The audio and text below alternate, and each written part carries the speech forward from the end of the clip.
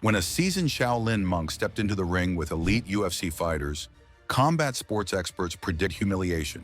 But what happened next defied all expectations. The ancient martial art, often dismissed as theatrical and impractical, proved devastatingly effective against modern fighting techniques, leaving audiences worldwide questioning everything they thought they knew about combat effectiveness.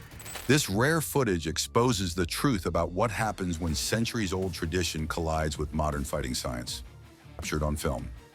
Today, we're diving into the ultimate question that has divided the combat sports community for decades. Can ancient Shaolin techniques hold their own against the refined brutality of modern MMA and Muay Thai? Before we witness these extraordinary encounters, it's crucial to understand what makes this clash of philosophies so fascinating. Shaolin Kung Fu, with its 1,500-year history, represents one of the oldest documented fighting systems on Earth, a discipline forged in the legendary Shaolin Temple and perfected through countless generations. Meanwhile, modern mixed martial arts and Muay Thai have evolved through ruthless competition, keeping only what works under the unforgiving lights of professional combat. Today's footage doesn't just showcase individual talent, it represents a collision between two worlds: meditative discipline versus competitive ferocity, ancient wisdom versus modern science, and tradition versus evolution. What happens when a fighter who trains for spiritual enlightenment faces one who trains to dominate opponents? The answer will challenge everything you thought you knew about martial arts effectiveness. This encounter transcends the style versus style debate to address an even more fundamental question: can technique overcome overwhelming physical advantages?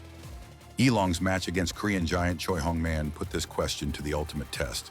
The physical disparity between the fighters bordered on the absurd.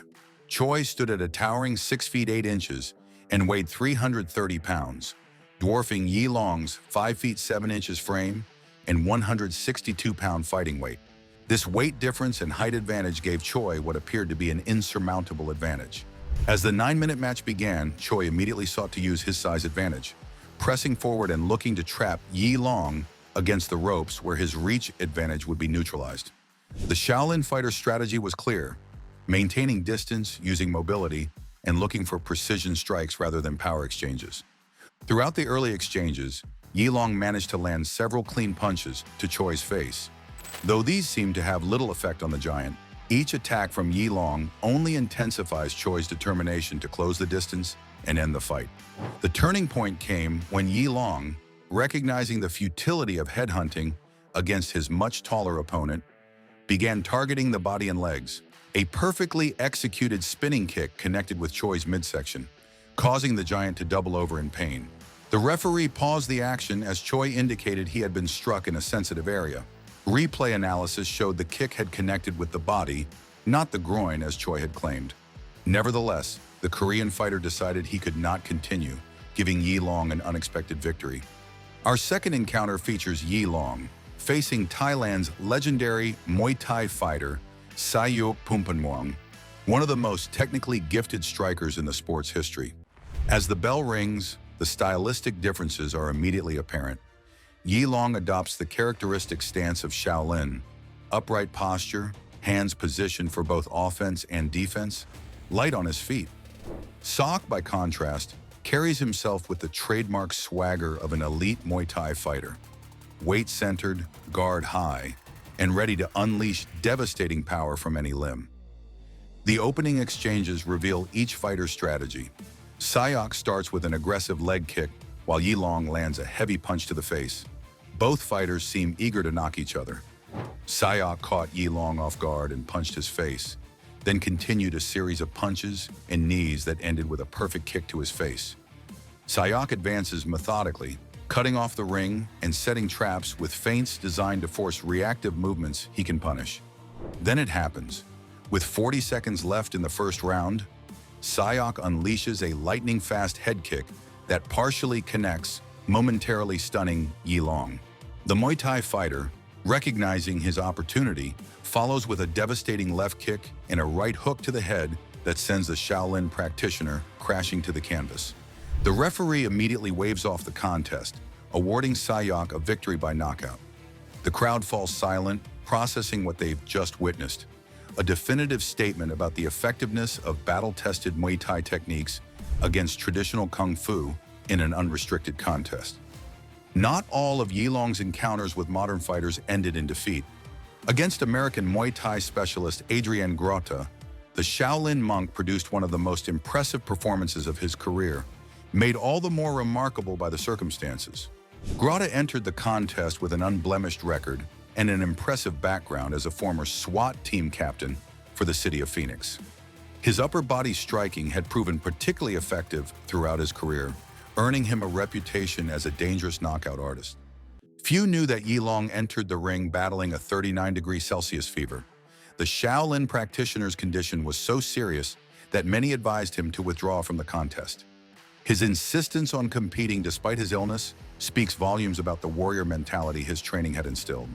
From the opening bell, Grotta attempted to impose his will, launching powerful combinations designed to overwhelm his supposedly weakened opponent.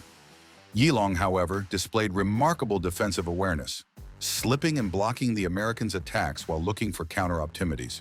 The decisive moment came when Yilong identified a pattern in Grotta's attack sequence, a slight defensive lapse after throwing his cross. With the timing and precision that comes from thousands of hours of practice, Yilong exploited this gap with a stunning combination that sent Grotta crashing to the canvas. The knockout victory, achieved despite his physical condition, prompted an emotional reaction from Yilong, who broke down in tears after the fight, a rare display of vulnerability from the normally stoic monk. To understand Yilong's journey in combat sports, we must examine his most famous and controversial rivalry, the two-fight series against Muay Thai icon Buakaw Benchamek, nicknamed White Lotus. Their first encounter in 2015, promoted by Wu Lin Feng, followed a modified kickboxing rule set that prohibited elbows and clinching, restrictions that arguably favored the Shaolin fighter by limiting two of Muay Thai's most devastating weapons. From the opening bell, Yilong surprised audiences with his aggression, landing several clean punches and targeting Buakaw's legs with sweeping kicks designed to disrupt his balance.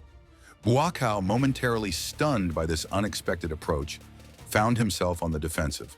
Yilong dominated much of the first round, stunning Buakaw with his exceptional approach by landing some heavy punches. But as the fight progressed into the second round, Buakaw's superior conditioning and technical precision began to tell.